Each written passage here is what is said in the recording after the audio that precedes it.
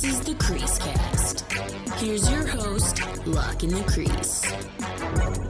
They did it. They actually did it. The Canucks won a playoff game. How about that? Welcome to the CreaseCast. When I started this show at the beginning of the season, there were a lot of things I wasn't sure where this was going. Number one, I did not think I was going to be growing out a playoff beard, and it would look kind of decent. That's a nice surprise. Number two, I didn't expect, of course, the world to collapse from within, right? I mean, I don't think any of us really saw that coming. Not even nobody.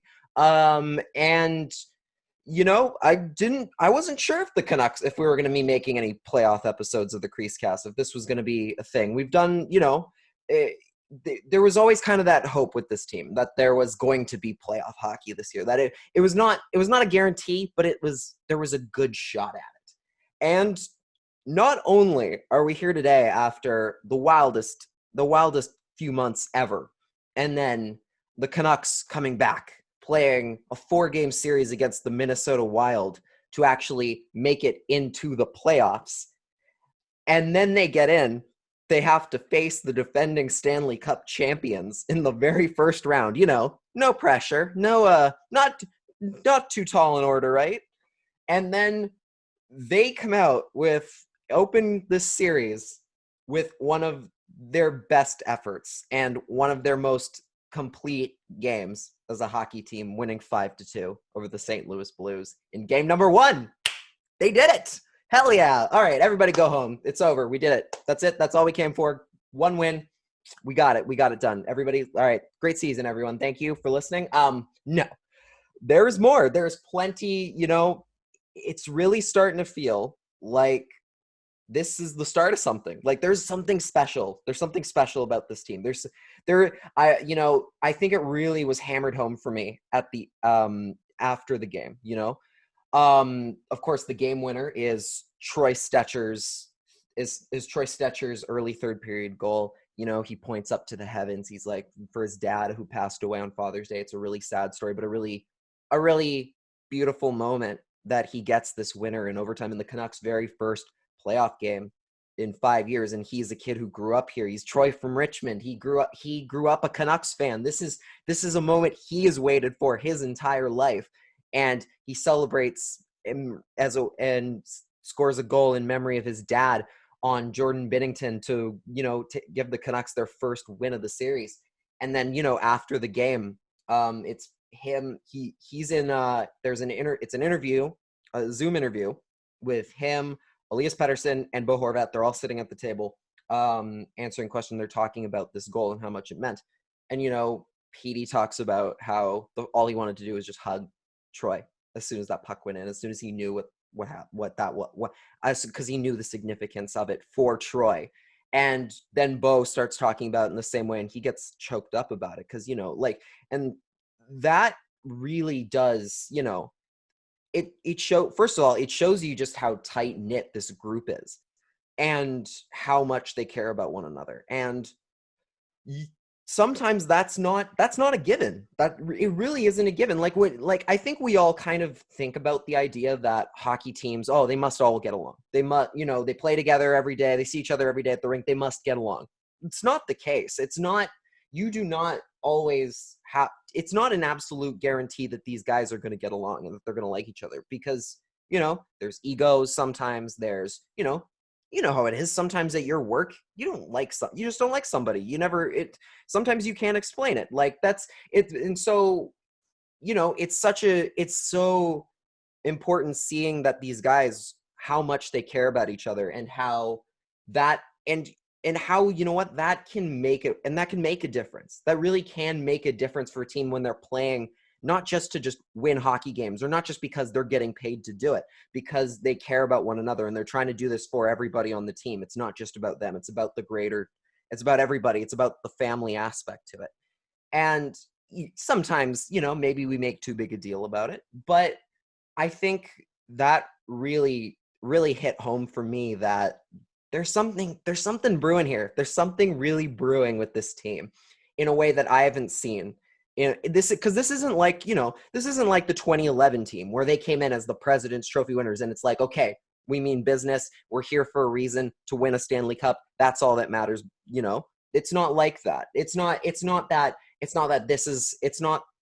like there's, it's Stanley Cup or bust sort of thing with this group. That's not this case. Everything, like we've said before, everything with this Canucks team is, house money, basically. Nobody expected them to get here. So, hey, see what you can do. Let's see how far you can take this. But the way that they're handling it and the way that they kind of seem to be going about this game, and a game against a Stanley Cup team, forget about the whole, they lost all the games in the round robin aspect. They're still the defending champion team with every single piece and then some from that run. And yet the Canucks went out there and played like a team that can beat the St. Louis Blues and did it. And, the way that they're playing, and they seem to be having, and like I said, they seem to be having such a good time and playing for one another. And that can go such a long way to getting you even farther into these playoffs and getting you even farther. There seems to be this element to this team that they could pull off some extra magic. And maybe they got a couple lucky breaks here and there, like the fact that, I think 2/3 of the St. Louis Blues fourth line was missing, but that still means the top three lines were perfectly intact and perfectly healthy, and they're the much better lines. So they did their job. The Canucks went in and played some amazing hockey. And frankly, that score could have been, it could have been higher. It could have been a higher score in terms of goal differential, because, there was the second period goal was the tying goal, Jaden Schwartz, where Quinn Hughes tried to give Chris Tanev the little push with the stick, which he's quite good at usually. It just didn't work, and it ended up accidentally tripping Chris Tanev. Well, that was a little bit of an error that ended up in the back of their net. But it could have been, it could have been 5-1 if things had gone a little bit differently, gone a little bit better for them. Like that right there, that's already a different sort of story. The Canucks played fantastic. They were good. They weren't perfect, but they played, and they took advantage of the opportunities when it mattered. And that's not something that Canucks teams in the past have done, especially in the last the recent future with this, missed the playoffs for years. How it is. Canucks go down or give multiple leads. Forget about it. The Canucks aren't coming back from that. This team's different. They're coming. They're not only, they blew a couple leads, so to speak. They took the lead again and again and again, and then never looked back in the third period against St. Louis, for the record, they haven't scored a third period goal, I think, so far in return to play, which is, not good when you're trying to win games.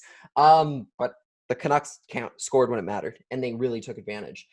The big thing for the Canucks going into that third period, especially, was that both their goals were on power plays, and power plays are going to be key in this series because of the fact that, I kind of forgot about it because I haven't seen them in a while, but the Blues are a dirty team. They're incredibly dirty. They take a lot of liberties. They will get away with a lot of stuff. And and of course, this is hockey. Refs call a lot. The refs keep things even, especially in the playoffs, which is stupid, to say the least, because if it's a penalty, you should call a damn penalty. It shouldn't matter if they have 9. If one team has 0 because they're playing clean, you can't just be like, okay, I'm going to make a bunch of makeup calls here. No, you got to call the penalties as they are. It doesn't matter. And near the end, the Blues take advantage of that really well, where they know they can kind of, they know if they've got a lot of penalties racked up, the refs are going to try and keep it even, so they can start getting away with a couple extra things and a couple extra whacks here and there, like David Perron just being a total asshole and getting away with a bunch of stuff on Quinn Hughes, where he's just blatantly slashing him and trying to injure him, and Elias Pettersson, same thing, where he just drives his elbow in him. It's pissing me off. And then Alex Edler made up for it, just clotheslined him, got away with it, that too. That's the sort of stuff that the Canucks are in for. And they hung in. They didn't back down. They played incredibly smart hockey. They didn't, and what was, I think, most importantly is they kept their discipline, because that's where the Blues will get you sometimes, is they will make all these very chippy, dirty moves on you and plays on you. And then eventually you snap and you lose it on them and maybe take a really bad penalty and take a bad penalty. And then they score on that. I mean, hell, the Blues' first goal was a power play goal. Like and they're an incredibly stacked team offensively. So you can't give them those opportunities in the way that they gave them to the Canucks last night. I mean, 3 goals on the power play. There was a bit of a worry for me that they didn't score at 5-on-5 for a while. That was a little bit like, okay, I would like to see a 5-on-5 goal. Yes, I'm thrilled that they're taking advantage of their power play opportunities, but if they're not scoring at 5-on-5, that's concerning, because that's obviously, you spend most of the game at 5-on-5. You gotta get some offense going there. And they did it in great fashion. I mean, Troy Stecher comes up the sideboards, takes a slap shot that Jordan Binnington probably should have had. It went right under his arm. It's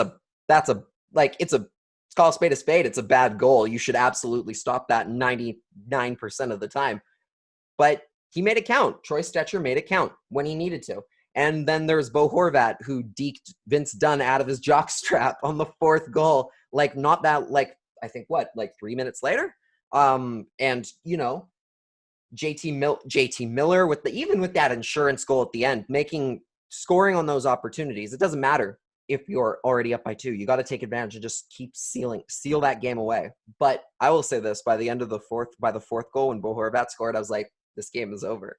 I admittedly went into yesterday feeling probably way too cocky for a team that, yes, finished, 7th in the Western Conference officially, and then they're playing a team that won the Stanley Cup last year. I went into yesterday feeling a little overly confident, like they got this. There wasn't a single point in that game where I was worried. I felt like they were in control. It felt like they were controlling the tempo of the game and they were playing the way they wanted to, even though I think the Blues outshot them for at least the first little while.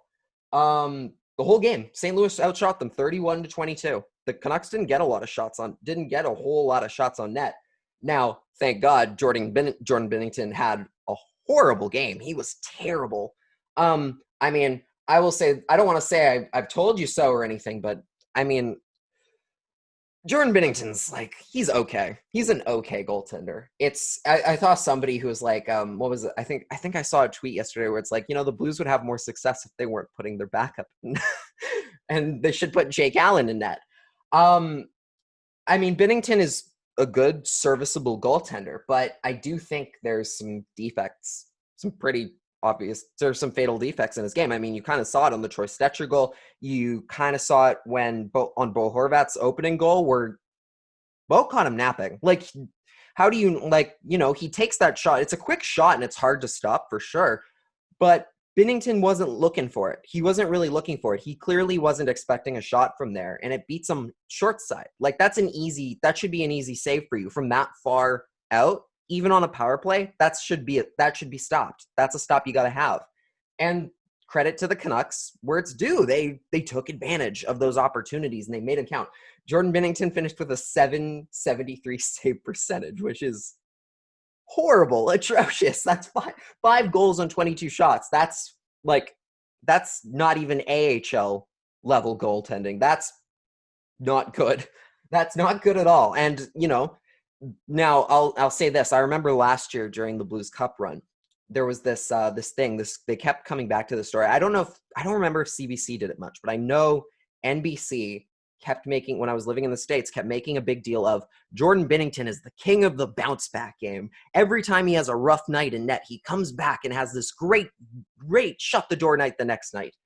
And I remember, and I was thinking about that last night. I was thinking, well, hold on. If they can make a stat of how many times you have a bounce back game, that means you're having a lot of bad nights. That means you are, you shouldn't need a bounce back game stat, because that means because good goaltenders don't do that. Good goaltenders don't have this record of how many games they had to come back and and have a better game after like crapping the bed the game before.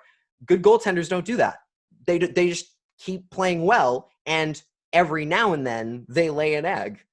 Jordan Binnington seems to do that every other night. So that's and I was thinking about that. I'm like, ooh, this could be the norm here. This could be what we're seeing from Jordan Binnington is what we're going to get. So the Canucks took advantage and they did their best. They were great. The power play looked fantastic. They were moving the puck well. And they were not, I think one of the things I remember from the regular season is sometimes they tended to overpass and kind of get, in their own heads about moving the puck, about, getting actual shots on net. And it became easy to read when they were just passing the puck. That second goal, Brock Besser had the puck behind the net. Usually I would say that's a pass. That's a pass back to the guy back along the boards. He went and tried to jam it at the net, which isn't something we get from this group a lot. It's just them trying to see what they can get and seeing if they can get a rebound out in front. Sure enough, puck hits Binnington in the pads, bounces right out to Petey, who just puts it while he's falling over like I think it was Daniel Wagner put it like the jump shot from him because he's like falling midair and scores. And that's like those smart heads up plays that we didn't sometimes get with that power play because they were so meticulous about how they were going to make this shot happen. They did a really good job at improvising and making and kind of trying new things as the play developed. And I think that's really going to be key for them going forward with this Blues group because they have such a good defense. Troy Stecher, aside from just the goal, he had a good night. He was like, there was one point where I think there was, Fantenberg made kind of a soft pass and that's an easy interception, but Troy made the smart heads up play. And this is a very little thing, but it's important, is he noted that the puck was not going at the right speed. So he skates over to it. He skated towards that puck and took it. The pass was coming to him. A lot of the time, players won't do that because they're just kind of thinking about their next pass already. And so if the puck doesn't come at that right speed because they're not expecting it, it goes another player comes in and intercepts. But he noted that puck wasn't coming at him at the right tempo, and and instead of just waiting at his post for it to arrive to him, he goes for it. He went for that puck and took it and made up for what was not a great pass. That's the kinds of heads up play and the critical thinking you need to have when you're going up against these kinds of teams, because they will feast on that every single time. And he was fantastic. I mean, I would give him player of the game because he was so good, but how can you not give it to Bo Horvat? He had the first goal of the game, which was a great shot. And then he has that fourth goal, which was unbelievable. Cause Bo Horvat's not a flashy player. He's not Elias Pettersson. He's not out here necessarily pulling off crazy deeks all the time. He's not doing his deeks much. That's because that's not his thing. He's I always called him a chess player, kind of hockey player, where he's always 2 steps ahead of you, and he's always thinking about that next move and that next play, but to a degree where it really works for him. And he's always kind of one step ahead of the defenders on where this puck's going, and he makes a lot of plays and draws a lot of penalties and makes a lot of something out of nothing plays. Right there, he took full advantage of a bad pinch by Vince Dunn, went right around him and put it in. That's not something you see from Bo every night. So when it happened, you're just you're out of your chair and you're pumped because that's when the captain's going in and scoring goals like that. You're like, hell yes, we got this in the bag. And they came out with that win. I can't believe it. They've got the lead. They've got the lead in the series, and that is key. And that I don't need to tell you about the stats of team who wins the first game of a series, how good that is for them going forward. But, it's important because, even if they had lost that game, if they lose to the Blues, no one's going to be like, oh, well, no one's going to be like, I can't believe they didn't win the first game against the St. Louis Blues. People have been like, well, that's tough, but they're a great team. What are you going to do? Now that you know them, come back in game 2 and play better.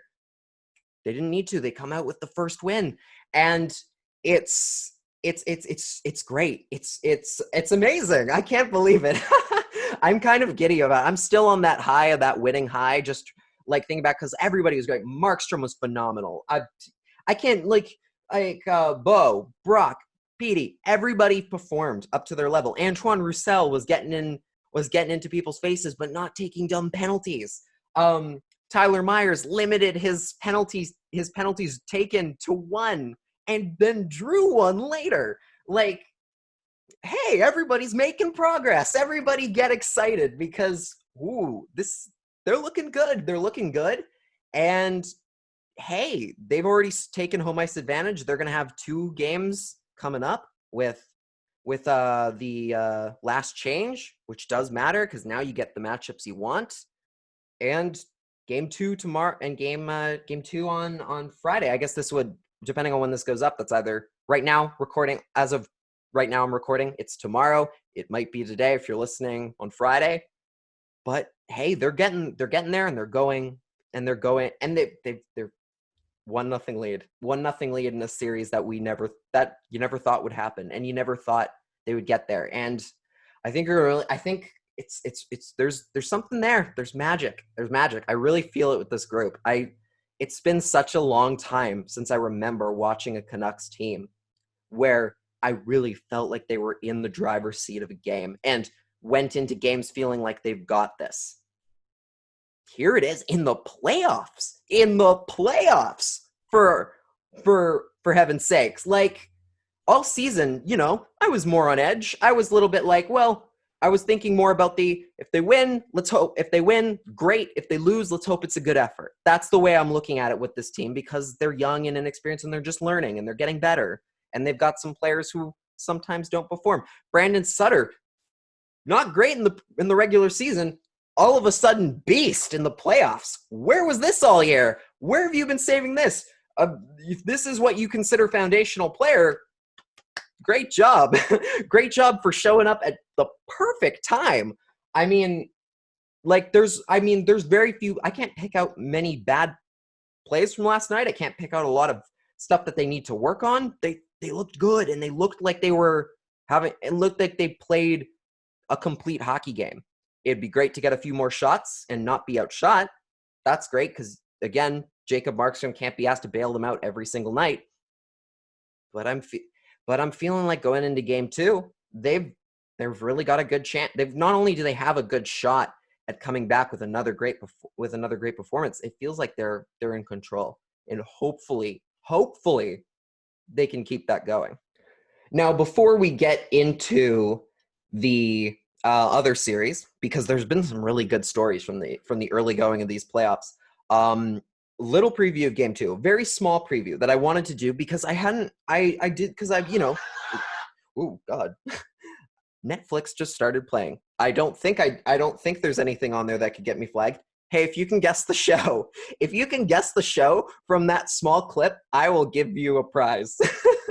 I will give you a prize. That I don't know what it would be, but if you can guess the show based on that tiny clip, I will be so impressed that I will find a prize to give you. Okay.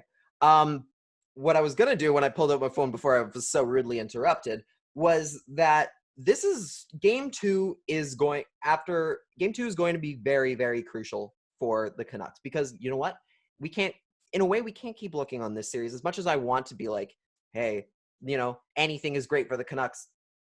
This is an opportunity that the Canucks have the ability to take advantage of, and they kind of need to. They kind of need to at this point, and they kind of need to.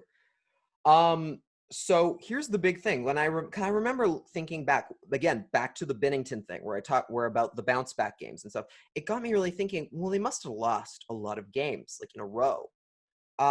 They must have kept like kind of jumping. I kind of remember their playoffs last year being a bit of a back and forth in a lot of those series. Because they didn't go to every single one of their series went to either 6 or 7 games. That's a lot of hockey, and it's a lot of like jumping in between series leads, if I remember correctly. And I went back and looked at it, and sure enough, they did not have they didn't dominate. The Blues were not dominant. But one thing that they did do very well is that they never let a series get away from them. That was kind of a key to their success. Specifically, they never lost. They never fell behind more than one game in all 4 series. They never fell behind more than 1 game in a playoff series last year.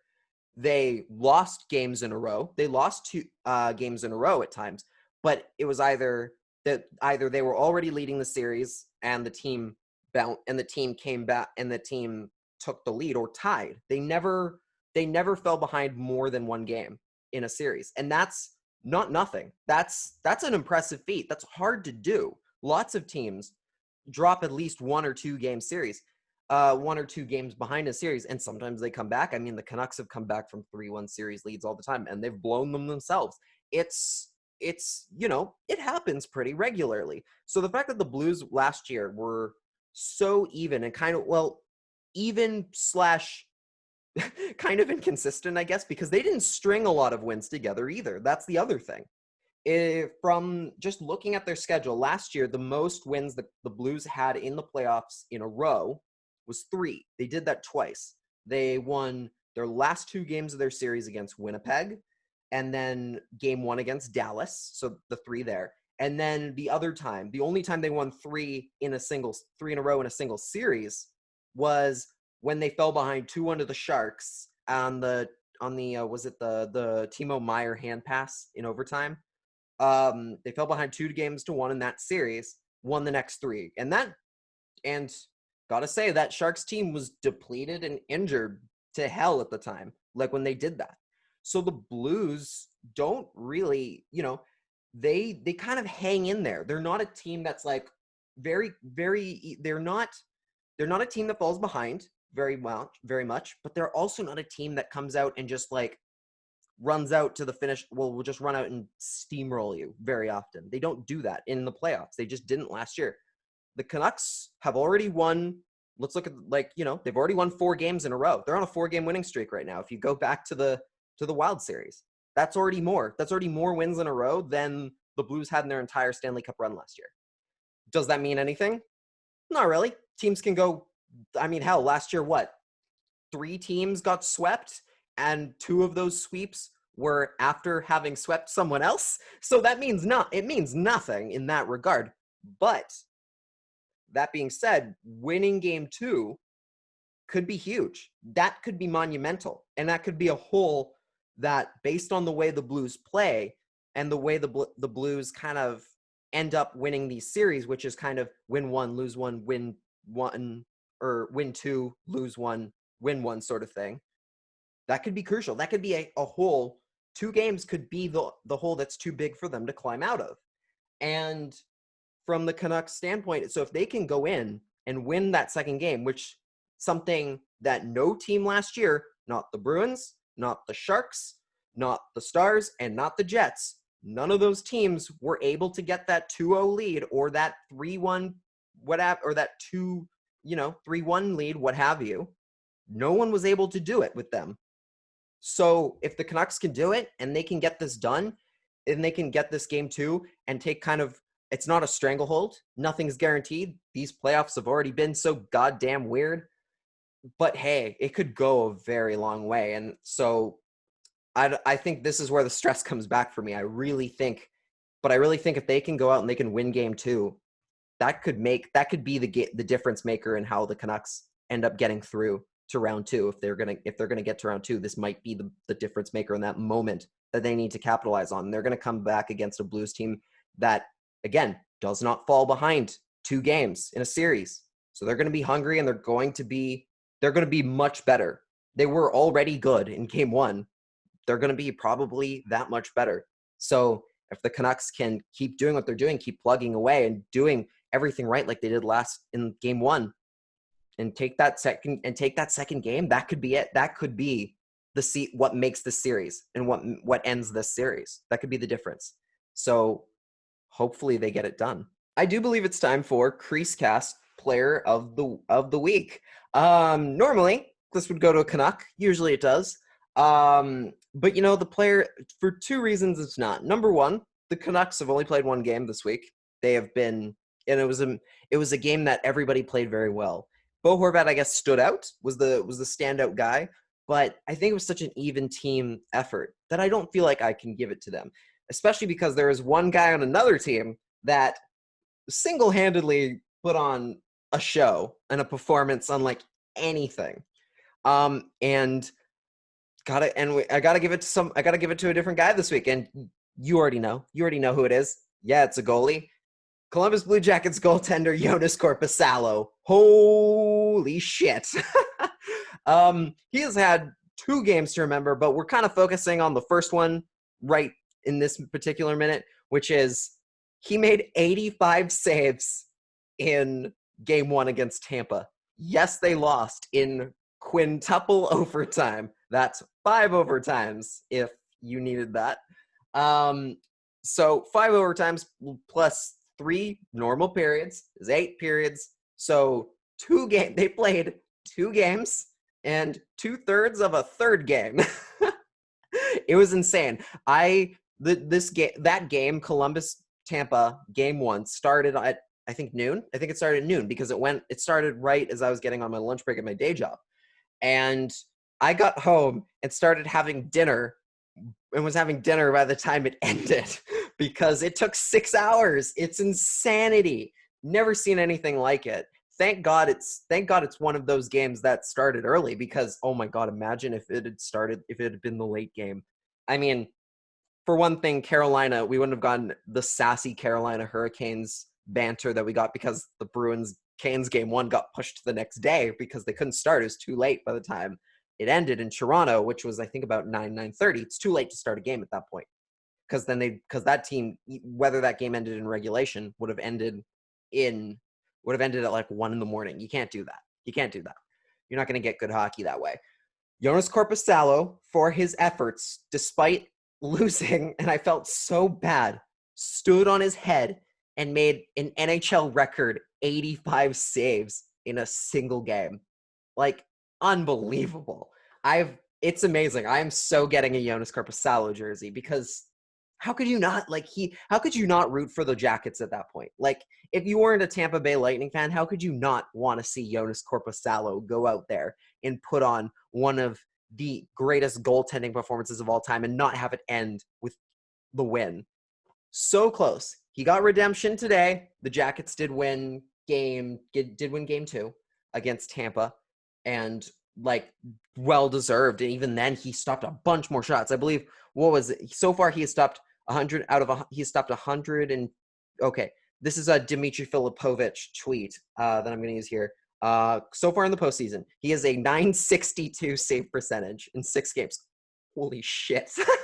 I say again, stopped 57 shots. The first 57 shots he faced, shut out in a do-or-die game, made 85 saves in a single game, stopped 154 of 158 shots in 3 games since being pulled in game 4 again. Or was it game 4, game 3? It would have been game 3 because Elvis Merzlikins played the last game 4. He's since getting pulled in game 3 against Toronto, and he's done all this versus the number 1 and 4th and number 4 highest scoring teams this season. Thank you, Dimitri, for that.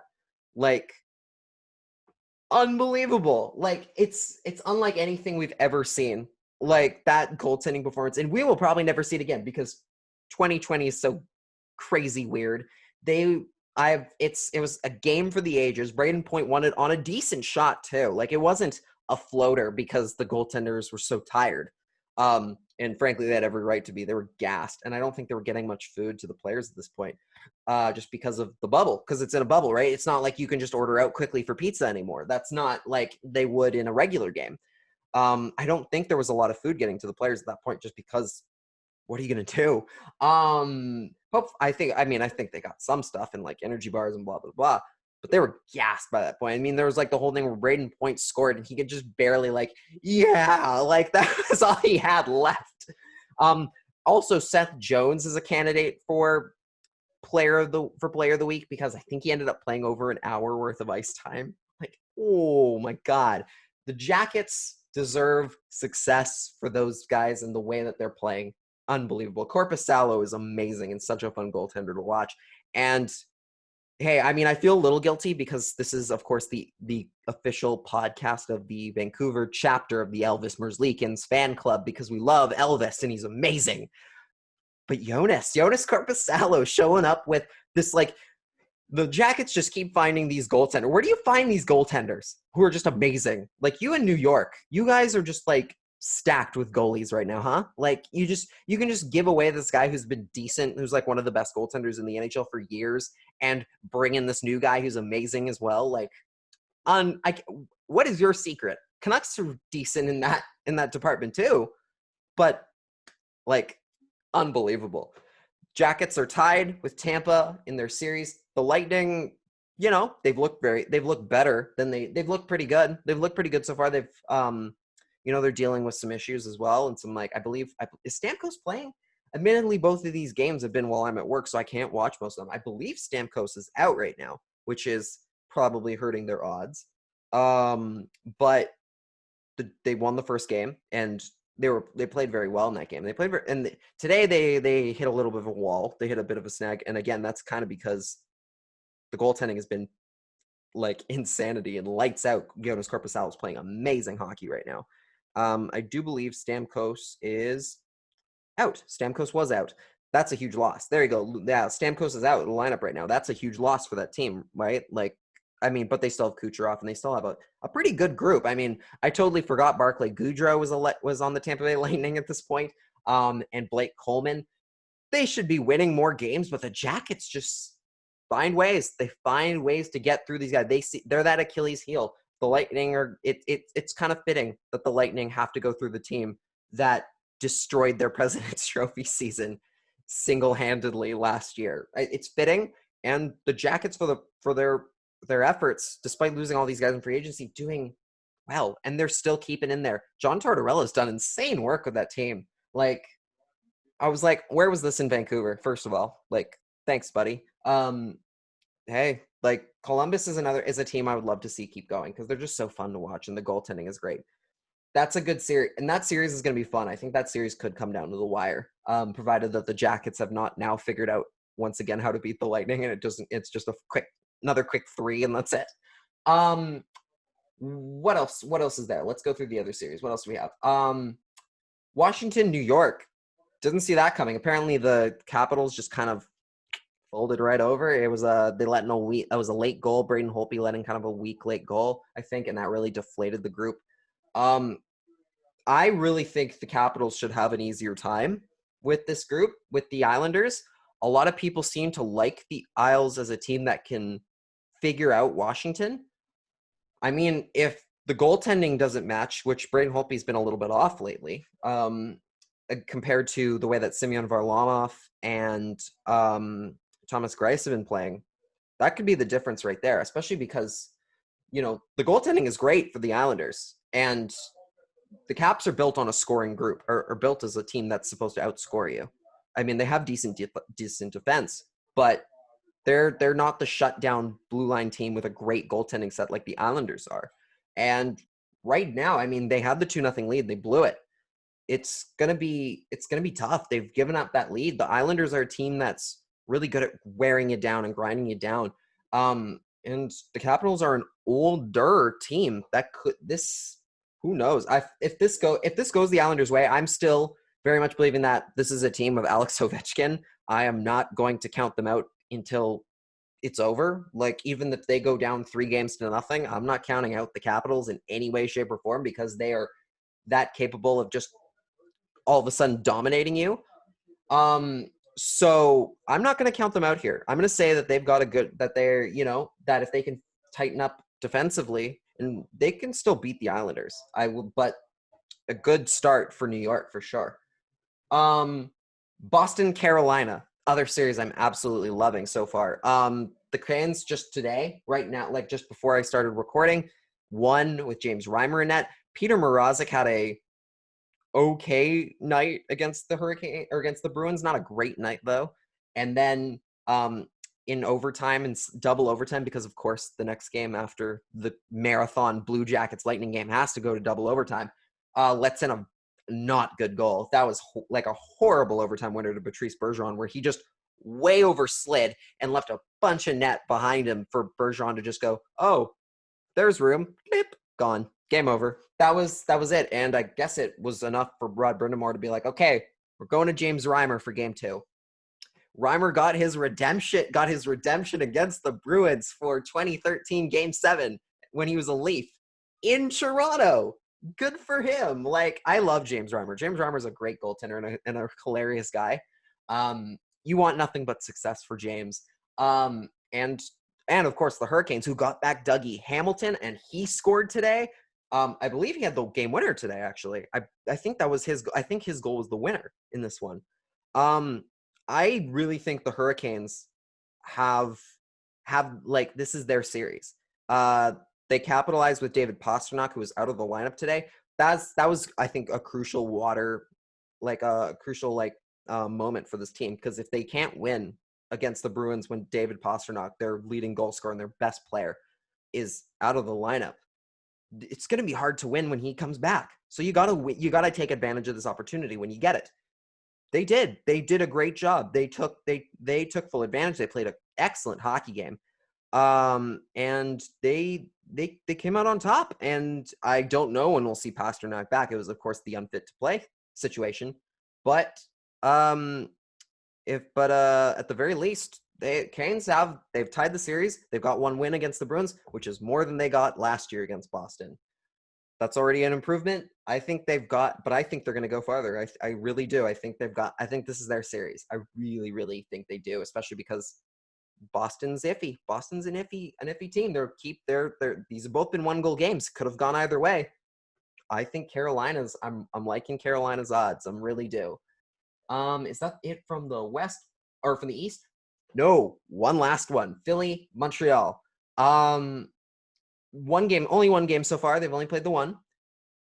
It was only 2-1. It was only a 2-1 score, which is much, much closer than I was anticipating. Full props to Montreal for hanging in there. The goaltending was fantastic. I really expected this to be like that series where it's like, well, I know the Canadiens got past Pittsburgh, but the Flyers have been amazing so far. And I was just like, okay, well, this is where the bridge kind of the ceiling falls out, right? They lost, but they really hung in. 2-1 is close. That's a close game, and it's a low scoring game, and they did their job. I mean, there was one point where I think Carey Price made the most amazing stick save, and basically saved his defenseman's life because there was a shot coming right for his head, and Carey Price was like, no, and he just got the stick on it, and it just flipped over the net. Should have been 3-0, I think, at that point, which would have been more in line with what I was expecting. And no, he gets it. Carter Hart is still Carter Hart, and that's the big thing here, is that it's a goaltending duel. It's Carey Price. It's the older guard, Carey Price, against this new guy in Carter Hart, who's going to be one of the best goaltenders in the league as he keeps going. Like, you see it. You see the writing on the wall. And with this guy, like, this is for real with him. And I think really, like, it's going to come down to how long can the Canadiens hang in there and kind of take advantages of those opportunities. Because they're not going to get a lot of them with this Flyers team. If it's a short series, but again, the Canadiens are already way past where they were supposed to be, because they were 24th in the league when the season ended. So they shouldn't even be here.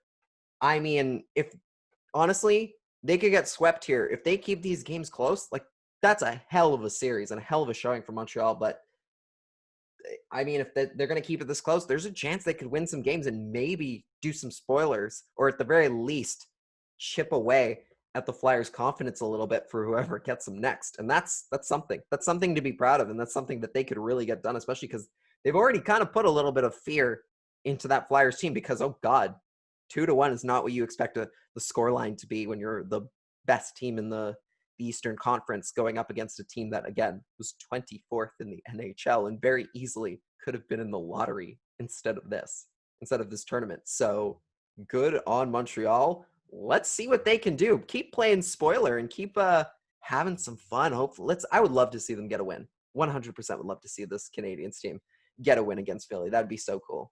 And finally, we quickly go over to the other three Western Conference series, because there's not been a lot of hockey right now. In fact, I'm recording this right as Dallas and Calgary are in the middle of the second period for Game 2. Stars leading 4-2. That is a series that could go either way.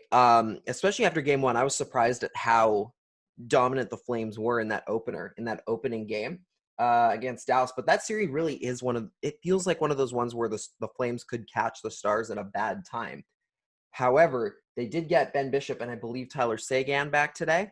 So that's made a key difference and that's made a key difference for them, especially because, they were missing them yesterday. Anton Khudobin started against Calgary in game one. Was not great as well. This is it's a guy who's not used to being the starting goaltender, has to come in game one. It's a tough gig to come in under that sort of pressure, especially because he probably wasn't expecting to start. And now they get Ben Bishop back today. So far, it's looking like that's going to go well, and that's going to be a difference, and that's going to make a key difference for them. But let's see. I believe, they did get back. They did get back Seguin. That's good. That's big. I think Dallas could be about it. It's possible that they're about to open up this series a little bit, but I could easily see Calgary pulling off an upset here. This is another. It's kind of like the Canucks Blues series where I really think it's surprisingly even. I think people would be surprised that Calgary really like keeping up with Dallas so much. I do think that this is the series that I see most likely going to 7. This is the one that I think is the one that I see going the full distance here. I think it's really going to be a seesaw affair between these two.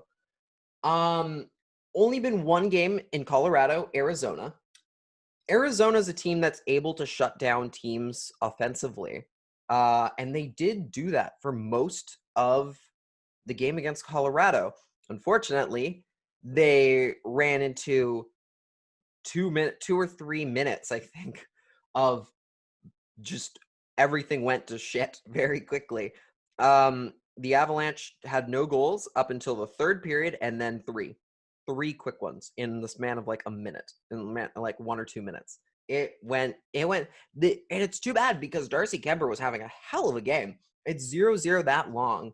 I mean, makes for some really boring hockey, but I mean, this is another series that, again, surprisingly close. Yes, the Avalanche found a way to open it up and then just completely took over 1-3-0. Philip Grubauer got the shutout, evidently, despite Darcy Kemper having a great game. It's Colorado is obviously a titan in this Western Conference, and they're going to make life difficult for whoever gets through. Them and Vegas are those two teams that are really going to this is their Western Conference to lose in a way, like this. They should be all common sense says these two teams should be the Western Conference finalists because of the way they're playing and how much better they are than everybody else, how far ahead of everyone else they are. It'd be insane. It would be crazy if some team was able to find a way. And apparently there's quite a few people who believe that Arizona is the team that could actually shock Colorado. I mean, they'll have to score goals, which is, they'll have to obviously score some goals, and that's hard to do against Colorado because they're not bad defensively either. But at the very least, I really like the effort. It was close. It was a close game. The 3-0 score doesn't do it justice. It was a close game. They went and had a really bad 2.5 minutes in the third period, and that was it. That was all it took. But they hung in for 3 periods. There is some possibility that Arizona, I'll need to see it. I'll need to see the receipts and some actual pucks in the net. But, hey, they could be this team that could weirdly shock Colorado, which would be insanity. Absolute insanity. And finally, Vegas, Chicago, the series that will be the shortest. I'm so sorry, Chicago. It's been bad. It's been rough for you guys. Although, yeah, you got the Oilers out. You got the Oilers out of the playoffs. Success that in that regard. Look, Chicago's best chance to win was tonight. They came very close, but at the same time, were getting hemmed in their zone and late in the overtime session, and then Riley Smith won it. I mean, Vegas dominated them in game one, squeaked out the win today. that was their best shot at winning, I think that could be a bit of a backbreaker for them. I mean, they still have I mean, again, they'll get last change in games 3 and 4. I could see them possibly winning a game, but I'd be shocked if it went more than 5.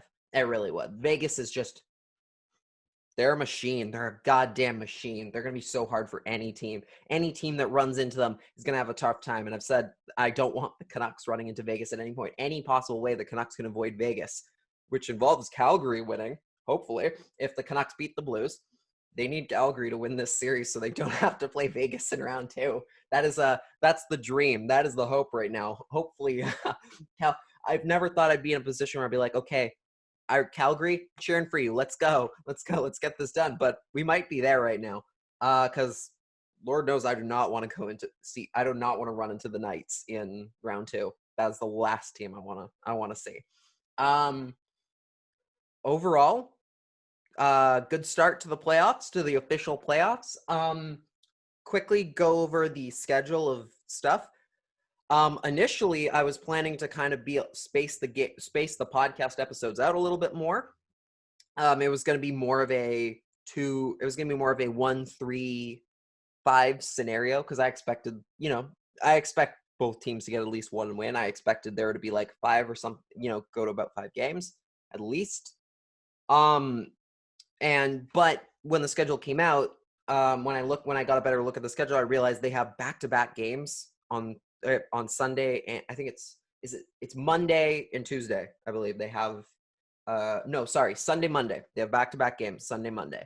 Which, first of all, why? Just space it out evenly, please. Why are we having back-to-backs? There's no reason for back-to-backs. This is mean. This is mean to the players. But nonetheless, here's the schedule for the CreaseCast right now. It could kind of change, but the way I'm seeing this, obviously episode today after game 1, probably episode as well after game 2, and then bounce forward to game 4 after game 4. And then from there, maybe an episode after every game, because I want to do one if there's a shot at, clinch, if there's if elimination's on the line, and then after, so it kind of could just jump into we're gonna do one after every game now, because this is the way the schedule's set up. That's how it could end up looking. So you're gonna get a lot of episodes and a lot of content right now, a lot more episodes of podcasting than I'm used to doing. We'll see how that goes. Overall, had fun tonight, and I think we talked for a long time. So thank you for listening. If you enjoyed the show, please check out my Patreon at patreon.com/LachInTheCrease for $3 a month. That is less than a fancy iced coffee a month.